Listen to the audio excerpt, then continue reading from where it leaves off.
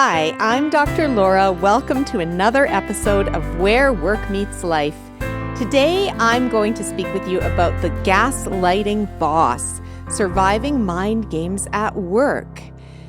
I wanted to talk about this topic because gaslighting bosses are so damaging and they are out there. I've come across them with my clients. I've come across them in the research, and it is mind-boggling the damage that these bosses do. I think they're one of the most dangerous personas of a toxic boss. So my book that's coming out January 13th, 2026, I'm holding it up for those of you on YouTube. It's called I Wish I'd Quit Sooner, Practical Strategies for Navigating and Escaping a Toxic Boss. And in my book, through the research, I've identified the 8 personas of a toxic boss and how they come across and how they do damage through their either covert or overt behaviors. And the gaslighter is one of these 8 personas. And they tend to be very covert in their way of behaving. So it's kind of manipulative, subtle, and allow me to explain a bit more about what I mean when I talk about gaslighting.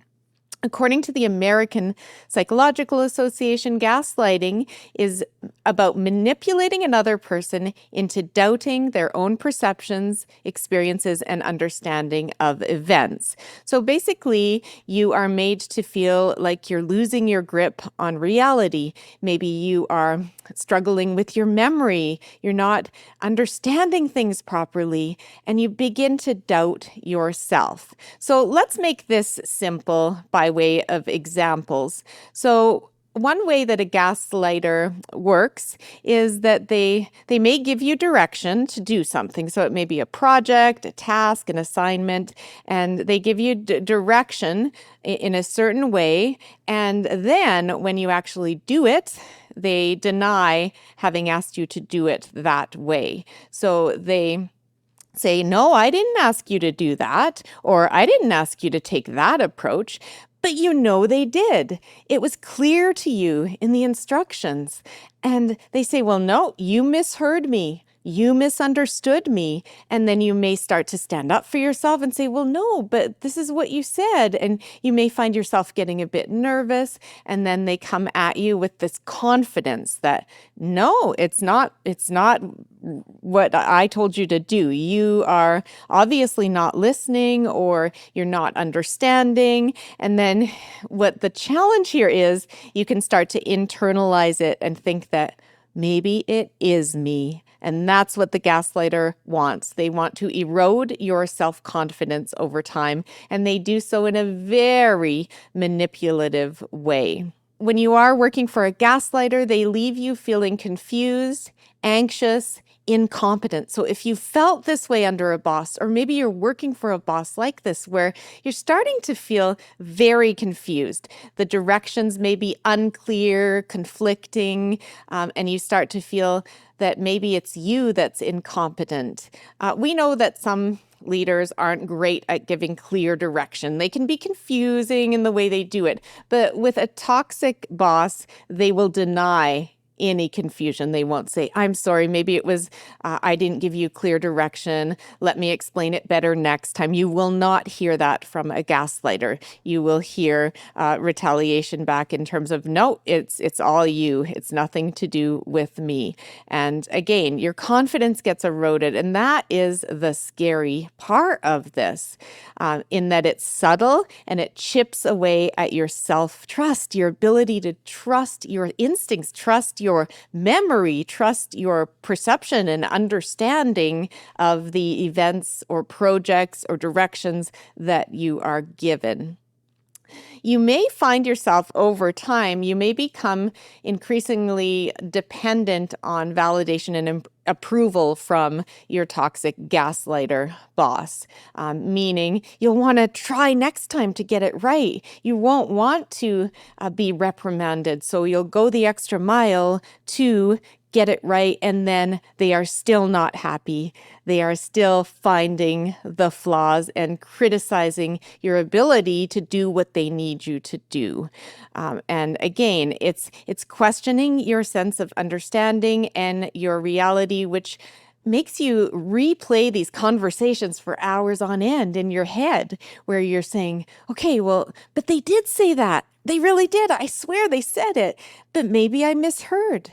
And then you start to feel depleted, exhausted, stressed, and then your performance can ultimately be impacted where you're spending so much energy trying to navigate them and deliver and understand that you may be less efficient, you may be less focused, and then a self-fulfilling prophecy happens where they see you not being on your best, and then they'll find more flaws in your performance. And this gaslighting effect can spill over into your personal life and your relationships where you are very stressed at home. You're always talking about your boss. You're always trying to navigate it. You just can't catch a break from the gaslighting behaviors. This is brutal, and I do want to say that gaslighting is not just a boss behavior. We can be gaslit by colleagues. We can be gaslit in romantic relationships. We can be gaslit by friends. Gaslighting is a really terrifying phenomenon because it impacts our mental health. And whether it's in a work relationship, a personal relationship, it just chips away at you. And I know that there's a movie, a feature film coming out called The Housemaid, I believe, in Christmas time this year, and it is all about a gaslighting situation. So gaslighting is getting attention out there, and it can be entertaining to be on the outside of it, watching a film about it, but rest assured, if you're being gaslit, it is far from entertaining. It is completely toxic. Now, I wanted to say I've experienced not very much gaslighting in my life, but a few years ago I was dealing with someone, and basically it was someone who was a vendor, and they were putting it all on me. They were putting the problems with their deliverables and their relationship on me. And I knew that I hadn't done anything wrong, that when it came to the agreement that we had and the deliverables that I was responsible for, I was doing what I needed to be doing, and then they turned it all on me. So when you have a situation where maybe you could have done something better, and you're working with, whether it's a vendor, a colleague, whoever it is, you need to talk it through and to have a mutual understanding. Yeah, I could have done something different, and then they could have done something different. But whenever it's all about you, it's you misunderstood, you're not good to work with, you're frustrating to work with, you're causing all kinds of problems in the deliverables and in the projects, and you're thinking, wait a minute, that's not something that's ever come up for me before in this context. Yeah, there's areas to improve, but it's extreme, first of all, and it's not feeling like that's me. It's not feeling like the type of feedback that I would normally get in a working relationship. That's when you need to step back and say, hey, I don't think this is me. This is about them. And it's important to be able to have people as a sounding board who work with you to say, yeah, that's not about you, Laura. That is about them. But what these gaslighting types will do is try to make you believe that, yeah, you are crappy to work with. You're not good at working together with others, or you're not fair in how you work with others. And you start to, if you don't have the sounding boards and the confidence and such that I had at that time a few years ago, it can really make you start to doubt, maybe I am crappy to work with. Maybe it is me. So that's what I worry about with people reporting to a toxic boss, is that they can fall into this confidence erosion. So what to do about a gaslighting boss? I'm just going to share a few tips that are really important. One is to like I just said, acknowledge the manipulation, acknowledge that this is manipulation. And the best way to do that is to document everything. So if you have a conversation with a toxic boss and they tell you to do something, a deliverable, a task, I want you to summarize it in an email follow-up saying, just so I make sure I understood, it's A, B, C. Can you please confirm? Then it's in writing. And you have it documented as a paper trail. Now, they may not reply, and that is a whole other issue. Part of their manipulation is they may not like things in writing because it makes it harder to gaslight.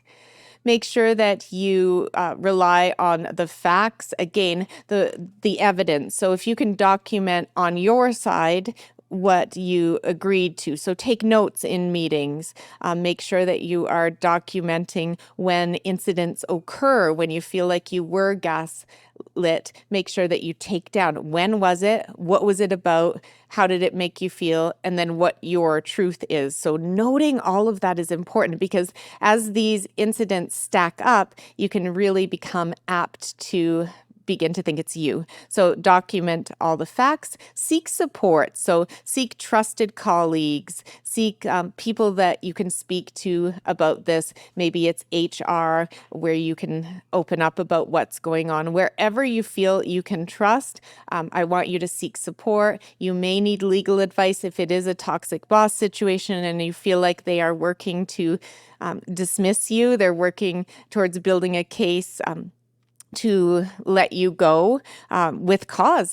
So oftentimes they'll play a game where they'll want to either constructively dismiss you or fire you. And before that, your performance was great. But this toxic boss is getting you into this place that you've never felt before. You've never felt so under the microscope. And it just doesn't make any sense given that you are a great performer. You don't have a poor track record. Seek support also from a therapist. When you are gaslit, it can really erode your confidence and it can make you feel like you're almost losing your mind. So again, very important to seek a trusted therapist that you can talk through this with and work on recovery strategies. And in my upcoming book, I Wish I'd Quit Sooner, I do have a whole chapter all about the recovery process because it is a form of trauma when we work for a gaslighter and many other types of toxic bosses. It is trauma that we go through and we need to recover our physical, emotional, and mental health after this experience. And then what else do I want to say is you're not alone. There's a lot of people who work for toxic bosses and gaslighters in particular. And I really want to share this information about gaslighters because they are out there and they're causing damage. And if you feel like you are being manipulated constantly and you're questioning your own abilities, chances are you may be working for a toxic gaslighter and you need to get out. You need to get out from under them. And that will take time. I mean, oftentimes we have the financial dependence on our job and we can't leave right away, but rest assured you will find something better. You may be able to move within your organization. It may be moving out of your organization, but having a clear exit plan and a timeline will help you to cope and survive. And yes, in some cases, the toxic gaslighter will be let go and will be dealt with. And that's what I'm hoping to influence is to have more organizations aware of these issues so they can do something about these toxic bosses. However, chances are that you may be the one to have to move out of there to protect your mental, emotional, physical health and your overall sanity if you are dealing with a gaslighter. And if you are, I am so sorry. I've experienced a small amount of it and I know how horribly dysregulating it is and how upsetting it is. And I feel your pain, but know that you are not alone. There are resources out there to support you and you can get through this. I hope you stay well. Thank you for tuning in to Where Work Meets Life. If you found this content valuable, please rate, review, and share with others who may benefit. If you're struggling in your work life and need support, I offer coaching sessions. You can book a complimentary consult on my website. I'm also a passionate keynote speaker and would love to discuss your professional speaking needs. Visit my website, drlaura.live, to sign up for my monthly e-newsletter filled with tips and resources to help you stay well.